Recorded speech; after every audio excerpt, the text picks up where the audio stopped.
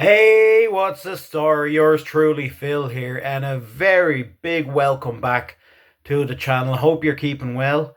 Happy Friday Eve. Big respect and shout outs to everybody watching. Hope you're keeping well. And welcome back to the Best of British Films Week on Philbo Reviews. And now, this afternoon, I am going to talk about Alan Clarke and his 1979 British prison drama film, the infamous, the unforgettable Scum. Because in Borstal, you're treated like scum. Said by the rebellious Carlin, played by raywinstone, who leads the pack in this film. He's in a very early role. I don't think it's his first one, maybe his second or third. But he's also got support from Mick Ford, Julian Firth, and John Brundle. And the film portrays the brutality and the basic hell on earth that was a British Borstal in the 1970s. I mean, it tells the story of a young offender. So, a young offender named Carlin, who arrives at an institution because he actually decked a warden at the previous Borstal because he was kicking the shit out of him, to quote Carlin, and he retaliated. They were kicking the shit out of me. Pardon the British accent. But yeah, he's been sent to another Borstal, to the hardest Borstal as far as they go, to straighten him out.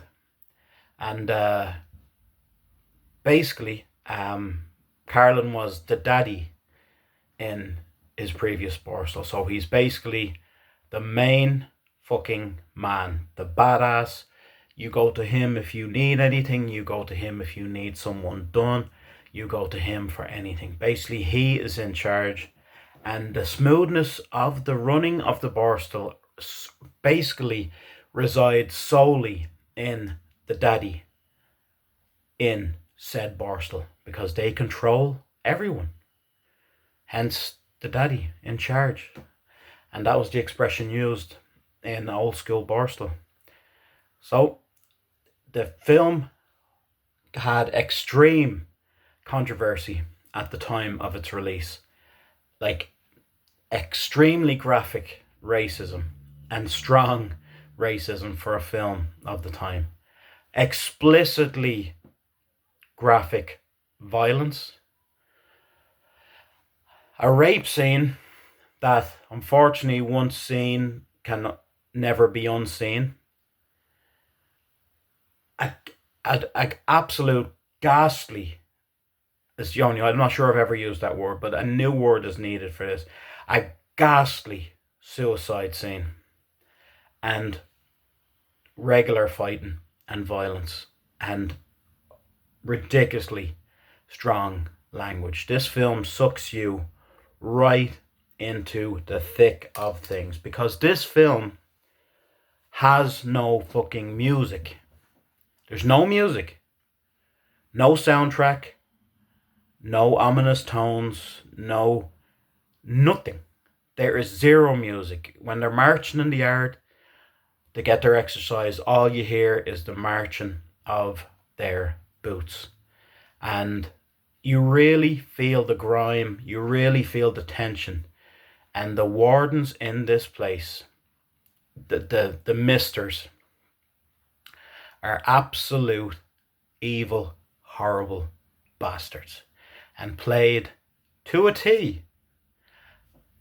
A very convincing, very, very, very good cast in this film. So, let's get into it, shall we? I won't do any spoilers in case anyone hasn't seen it. The film is over 50 years old. Is that right? No. Well, I'm nearly 40, 85, 45. Yeah, not far, between 45 and 50 years old. 1979. No, not quite 50. Yeah, about 45-ish years old. God bless the maths. Been a while since school. but it's well. So I'm sure a lot of folks who have wanted to see it have seen it by now. But just in case you haven't, no spoilers, okay? So essentially, three young men, new recruits, fresh fish, so to speak, get delivered to the Borstal in the prison van. We've got Carlin, who took the rap for his brother stealing fucking scrap metal. So he didn't actually do the thing he's been banged up for. And then we have Angel, sir, a fucking monkey, as they call him, a young black man who's there for stealing a car. And as the warden says, you steal white man's motor cars, you get white man's stick.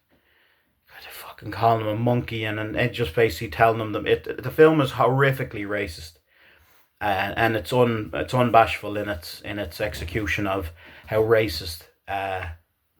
Well, not even just the staff of this Borstal in the film, the fucking inmates as well. Just racism was obviously at the pinnacle of England at that time, and this depicts it with with a not unflattering, just straight in, bang. A black fella arrives at a Borstal and he's basically told, you're gonna fucking get it a lot because you're black, and they basically put it to him just like that. I'm paraphrasing in the film, but that is basically the message he's given, which is fucked. I mean, but anyway, he arrives as well with Carlin, and we have Davis as well, who had escaped from another institution. And let me see, what's it? Davis and Angel are given a single room because Angel's a bit quiet and a bit weak, for want of a better expression, and Angel needs his own room for the simple reason is that he's black. And Carlin is put into a dorm, and strategically put into a dorm with the daddy, Banks, the fucking the current daddy in the Borstal. So without getting into specifics, survival rules in Borstal, and this film depicts Carlin, Banks, and he meets an incredible character, Archer, who's in on a 2-year stretch, and he is determined to make the life and staff of all the screws absolutely as agonizing as possible, and he is played incredibly well by Mick Ford. He won't eat meat, so he has to get a vegetarian alternative on the menu. He shouts atheist. He shouts that he's an atheist, so he has to be watched by a single screw while everyone else goes to mass. Because he's a vegetarian, he refuses to wear leather on his feet, so he makes them wear. He asked them for plastic boots, because he doesn't want to wear leather on his feet. Basically, he fucks with them in every way he can, just to get his own back, knowing that they did not grind him down and they did not beat him. So Archer is a massive standout character in this film, and Carlin, played by Ray Winston as the daddy, is absolutely iconic. His absolute most iconic role, without a shadow of a doubt. So the film is survival. There is extreme scenes of violence. I don't want to tell you any of them. I want you to experience them, because when they happen, you don't know exactly when they're gonna happen. Just a second, love. You don't know exactly when they're going to happen. When they do, they hit hard and they are unforgettable.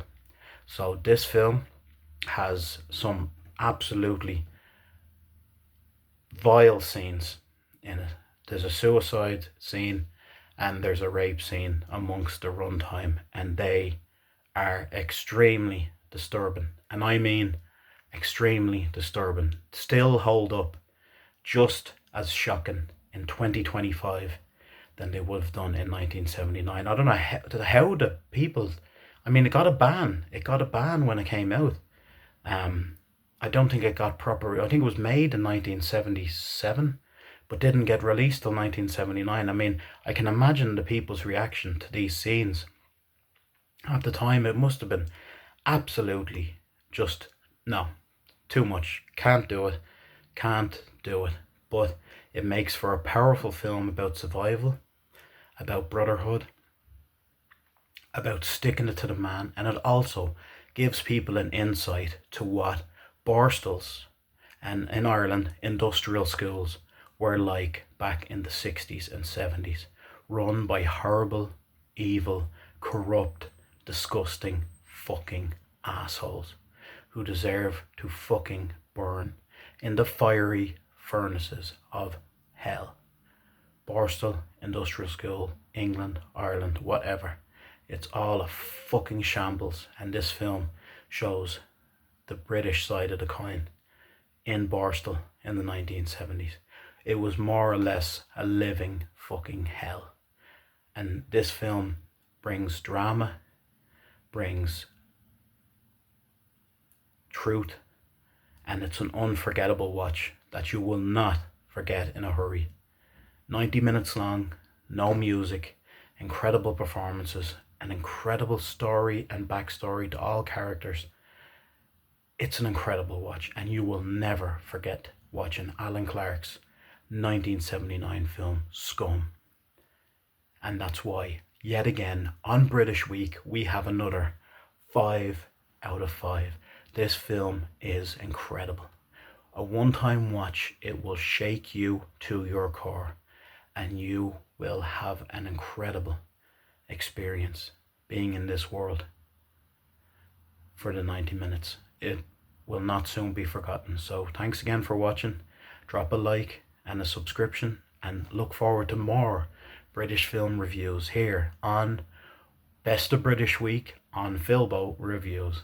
Thanks a million. Take it easy.